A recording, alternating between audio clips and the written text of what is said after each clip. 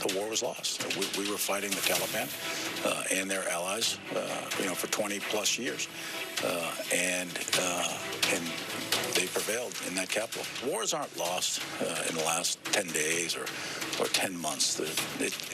Typically, they're the cumulative effect of lots of turns and twists over many, many years.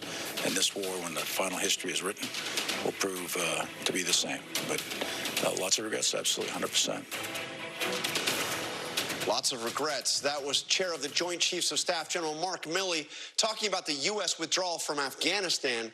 For the past 3 years, he has been the principal military advisor to President Joe Biden, and before that, to then-President Donald Trump. It's a career that took him from combat to controversy. General Milley sat down this week with my This Week co-anchor Martha Raddatz ahead of his retirement at the end of the month. In his 44-year career, Mark Milley has seen great loss. Those 13 gave their lives so that people they never met will have an opportunity to live in freedom. Great triumph. There are now 31 members of NATO, and NATO is even stronger and united in the face of Russia's aggression. And no small degree of controversy, becoming one of the most well-known chairmen of the Joint Chiefs of Staff in recent history, like it or not. As one previous chairman told me, DC can be a contact sport. I grew up playing contact sports, and it can be rough sometimes. So you take your shots and you deal with it. If he's not a terrorist, don't worry about it. Milley spent 5 years in war zones, from Iraq, where I first met him, to Afghanistan, before Donald Trump chose him to be the nation's top military officer in 2019. You can rest assured that I will always provide you informed, candid, impartial military advice. That became an understatement. The Princeton-educated hockey player, known for his brash, blunt, and sometimes profanity-laced advice, makes clear his oath is to the Constitution, not politicians. I think it's very important that we in uniform stay nonpartisan, apolitical, and we stay out of politics. I think that's critical. It's fundamental to the health of the Republic. And he learned that lesson the hard way. In June 2020, Milley made what he quickly realized was one of the biggest mistakes of his military career.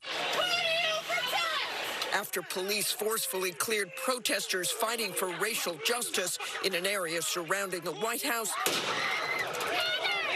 General Milley, in battle dress uniform, walked with Donald Trump across Lafayette Square, an image projecting clear political support. And I said at the time, and I'll say it again, I shouldn't have been there.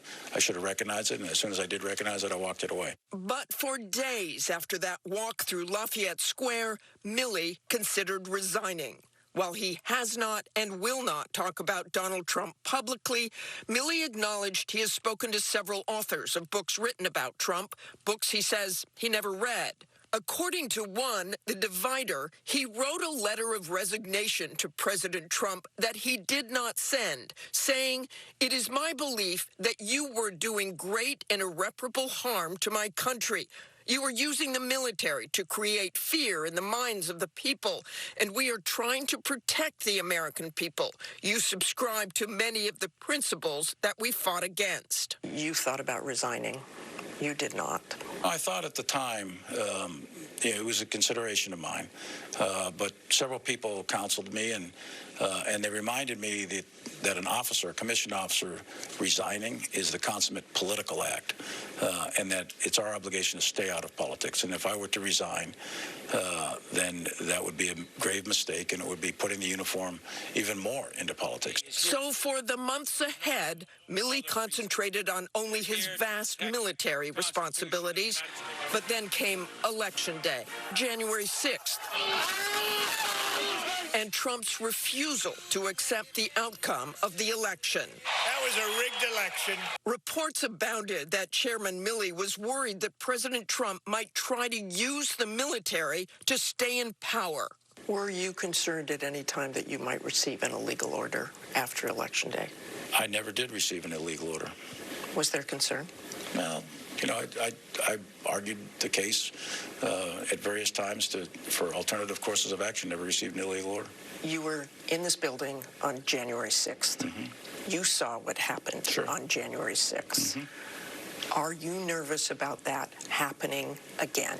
Can you honestly say you're not nervous about that happening again? No, I'm not nervous about it. No, I think that, first of all, I think... Do you worry about it? You will be long gone from the Pentagon. Yeah, no, I don't worry about a lot of things, Martha. I don't get nervous about a lot of things. I've seen a lot of combat, so I'm beyond that, actually. So, but I would tell you that the United States, the institutions of the United States, are very strong and very resilient. I talked to... I want to clear this up. Sure. Okay, whatever words you use, worry, concern, but are you confident that that won't happen again? I am confident that the United States and the democracy of this country will prevail, and the rule of law will prevail. I'm absolutely confident of that. And these institutions are built to be strong, resilient, and to adapt to the times. And I'm 100% confident we'll be fine.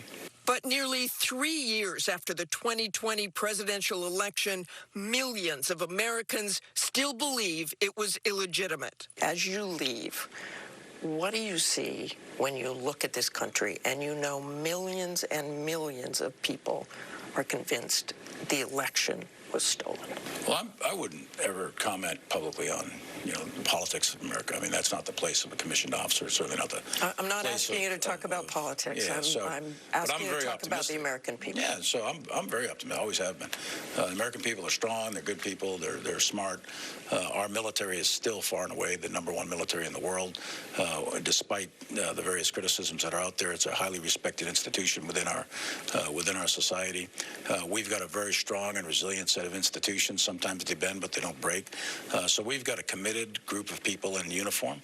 We're committed to the Constitution, and I'm very, very optimistic about the future of the United States. General Milley, I know you say that. I know you're an optimistic person, but 38% of Americans think Joe Biden is not the legitimate president. As optimistic as you are, when you look at those numbers and when you look at crowds saying the election was stolen, what do you think? What do you do about that? The United States, Martha, has been under a lot of challenges over the years, right? So there's a term I've talked to people about, the conceit of the present, where people think that the present is always the worst. Well, it's not always the worst. We did have an American Civil War, which was unbelievable. It tore the country apart. The late 1800s were tough. World War I was certainly a challenge. Right after World War I was a challenge. If you go to the 1930s, there were 25,000 people in Madison Square Garden saying, Sieg Heil, before the Japanese attacked us at Pearl Harbor, and then all of a sudden everything changed. My mother and father are both products of the Depression and World War II.